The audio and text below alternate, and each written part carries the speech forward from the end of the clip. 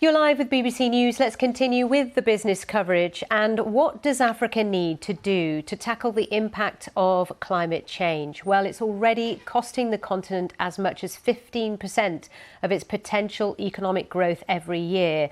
That is a big price for Africa to pay when it's only responsible for around 3% of the emissions that are warming our planet.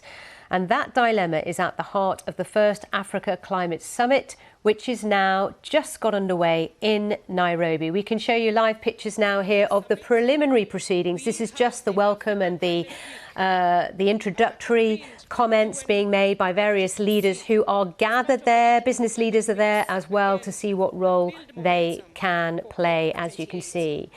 So let's go live to Nairobi, where this summit is taking place. And I'm joined by Sanda, Ojiambo, who's Chief Executive of the United Nations Global Compact, which works to improve business sustainability around the world. It's very good to have you on the programme. This summit and its timing ahead of COP28 is critical, isn't it?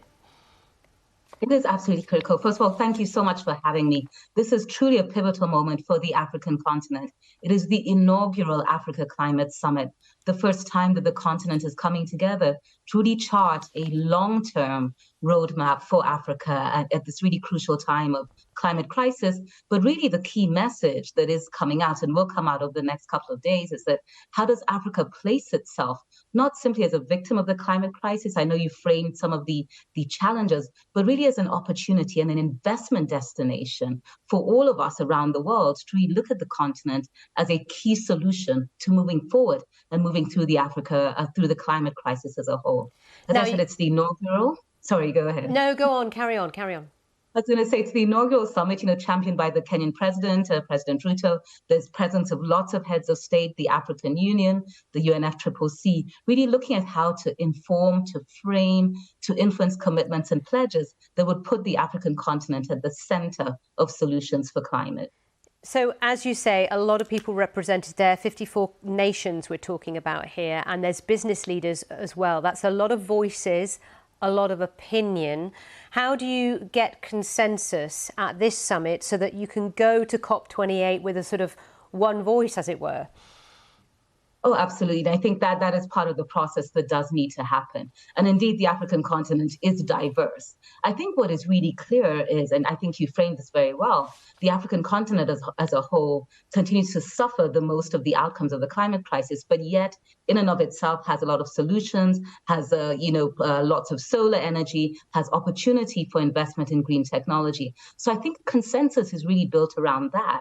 The climate transitions, the energy transitions, the food systems transitions that we all seek for the world can be solved by allowing an equal and fair playing field, I feel, for the African continent, for its businesses and for governments to be able to attract enough investment to allow for these transitions to happen. So I think, consensus will be built because I think now more than ever, the solution is absolutely clear.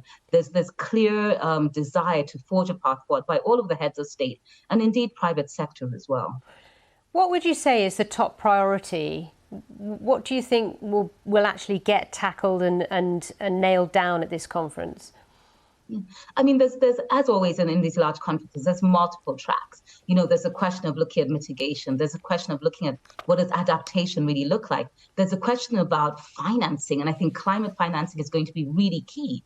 One of the key issues that has limited the opportunities for the transitions is the fact that many African economies face adverse risk and economic ratings. And this means that they don't have a level and fair playing field when it comes to accessing finance. I know that the Kenyan president and many others are very keen to make sure that the African continent can access financing for these transitions at rates that are fair, that are affordable, and rates that have been advanced to other parts of the world. Without that, evidently, there's no way to access enough capital, to invite enough private capital to invest on the continent as well. I do think the financing piece is going to be really critical. I think the other piece is going to be looking at renewable potential and what that looks like on the African continent. Okay.